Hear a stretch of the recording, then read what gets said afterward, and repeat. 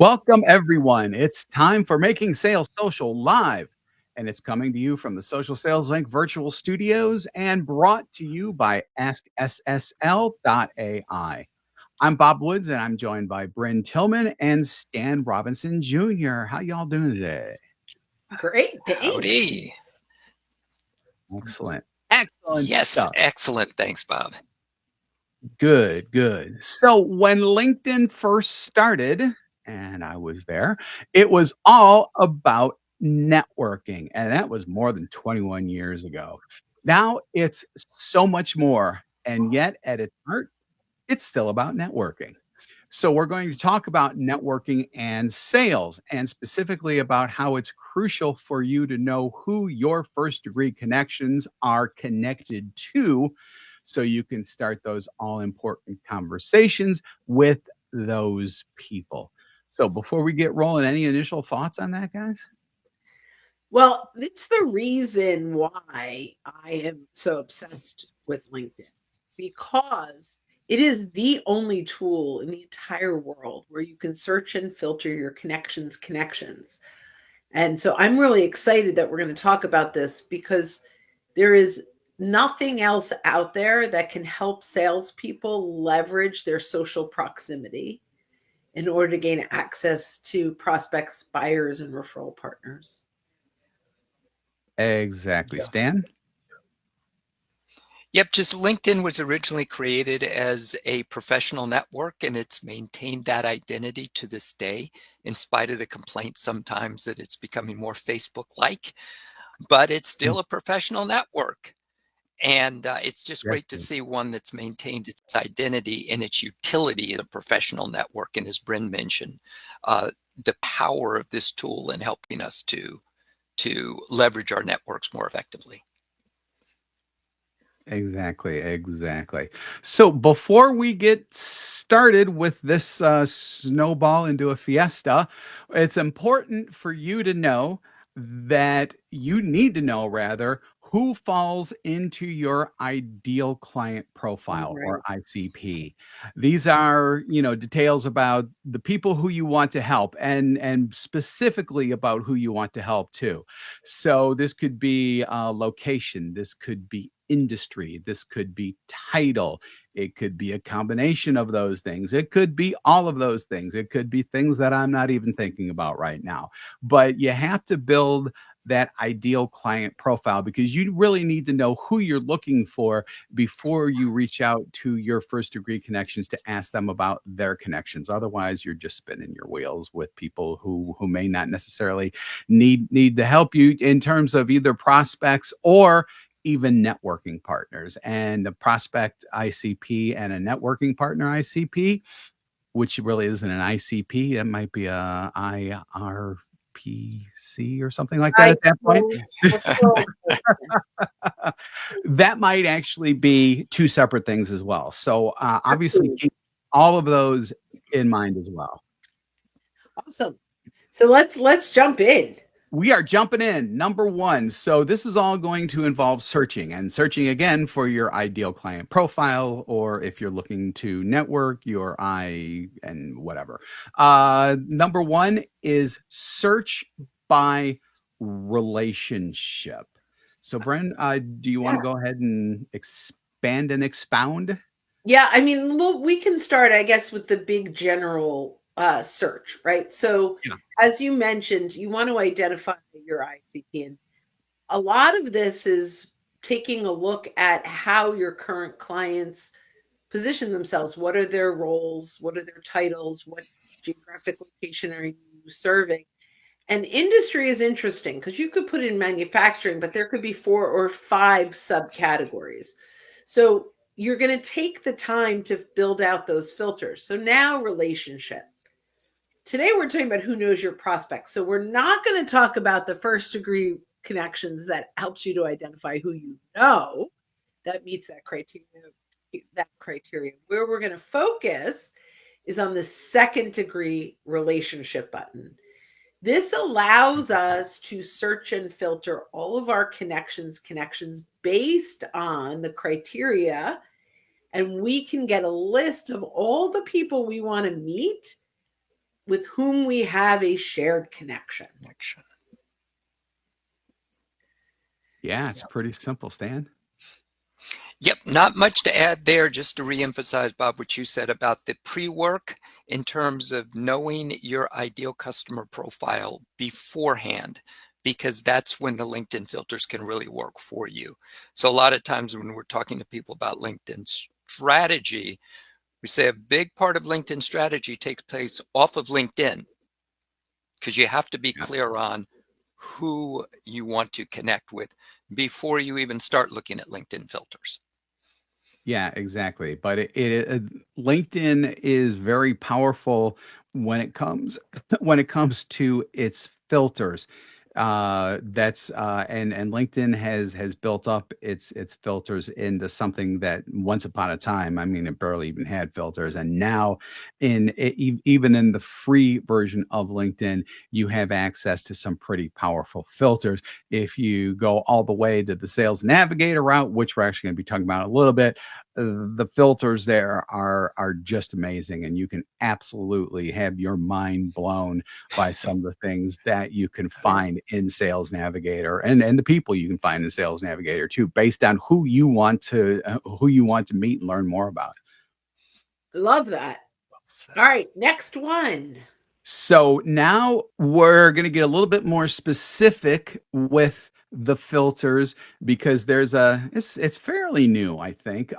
Search by a particular filter that is called connections of. Oh, not new. This has been forever. Connections of has been.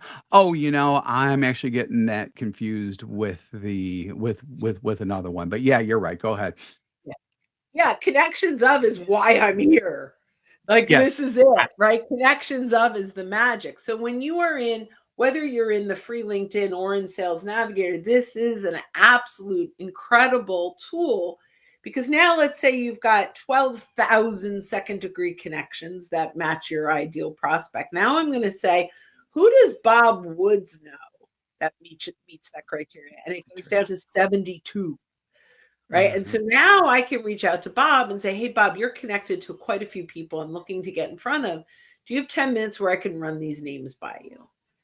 Right. And so when you search by connections of and all of your criteria, and by the way, this could be referral partners, this could be clients, other vendors that sell to the same customer, but that's not a competitor. There are so many people that can really make some of those strategic introductions, and being able to search their specific connections to build that list is very powerful.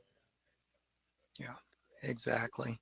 And LinkedIn allows you to do a lot of the work beforehand to make life easier for the person you would like to give you an introduction or referral, because we've all done work with clients and they were super happy with what we did for them. And we say, one of the ways I work is by referral. Do you know anyone you think could use our services? And usually with an answer like, let me think about it.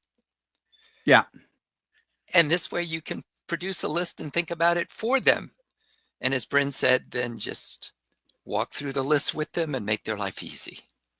Yeah. Fewer brain cells spent equals hopefully better results in that regard. So absolutely, absolutely. So numero tres is search by referral partner names, which is kind of what we've described already. It's just now you're going to be thinking more along the lines of people who you are actively having referrals with, essentially. So yeah, I love this one, Bob, because this is a fabulous opportunity to find strategic referral partners. So there's lots of ways to do this. One of my favorite ways to find these partners is to ask my clients, who else are they working with? Because now they've come in pre-vetted. If your client loves them, you can feel comfortable referring them, and they'll feel comfortable referring you. If the client says, oh, I don't really love my CPA, you can say, hey, I've got some other CPAs that my other clients have really liked. I'm happy to make some strategic introductions for you. So that's great. But now let's pull LinkedIn into this and this list. So exactly, Bob, what you said, we've just sort of talked about connections of, but here's what I recommend. Reach out and I'll say, hey, Stan, I'm really looking forward to our networking meeting next week.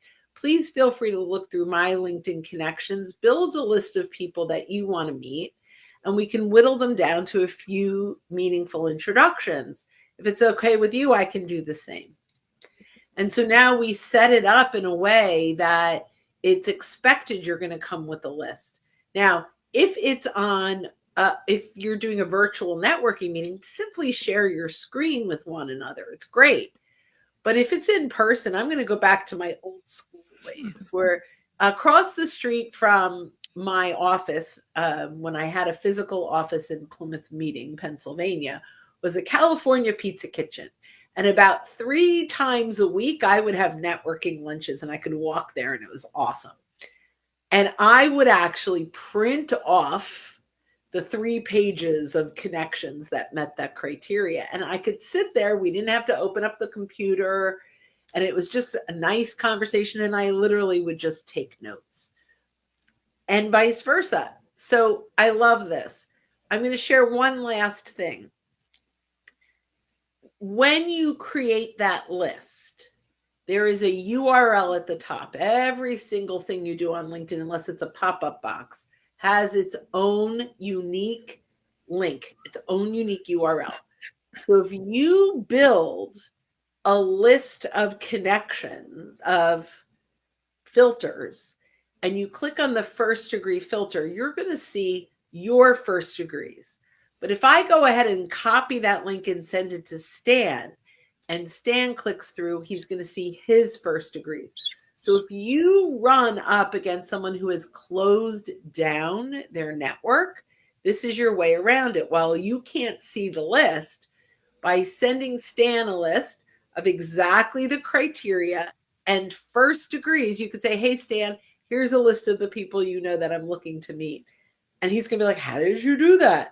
But it's really simple to do. And really, it's a game changer because I can't tell you how many people come to us and say, yeah, but they closed down their Yeah, we just had it happen last week. Yeah, absolutely. Yeah. This is your workaround. Yeah. Yeah. So just one quick note about that URL. It's going to be long. It's going to be gangly. There's going to be so much stuff in there that you're just scratching your head about. You need to copy everything out because otherwise it's not going to work. So we could throw in, you could create a bit.ly or like a Google.ly or whatever those shorteners are. And that could be helpful. And by the way, it's the same link you would send to everyone. Once you have your ICP, your ideal list, that same link goes to everyone because when they click through it, it's there. That's powerful, powerful stuff. So let's get to number 4 now. So we're going to back away from the really specific person-based search. Say that 3 times fast. And we're going to get to, no, thank you. I know. And we're going to get now to searching by company. Yeah. You love it so much, Bryn. Why don't you take it? Well, unless Stan, do you want to start? Oh yeah, Stan, do you want to start that? I was going to say, Bryn, you can run with it. She was so excited. Their filters with she was ready. So go ahead and jump in, and we'll.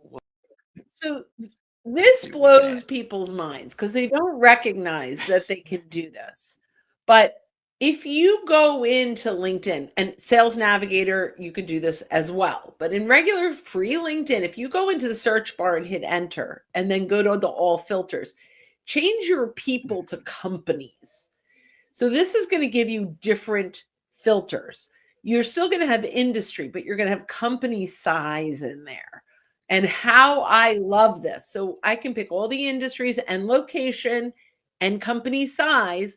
And then at the very bottom, you're going to see first degree connections. And this is going to give you a list of every company that meets that criteria where you already have a connection. So why is this important? Well, before we searched based on our ideal customer profile based on a human being. So we might miss a ton of opportunities because we may have a non-decision maker that is connected to a company we would like to be prospecting.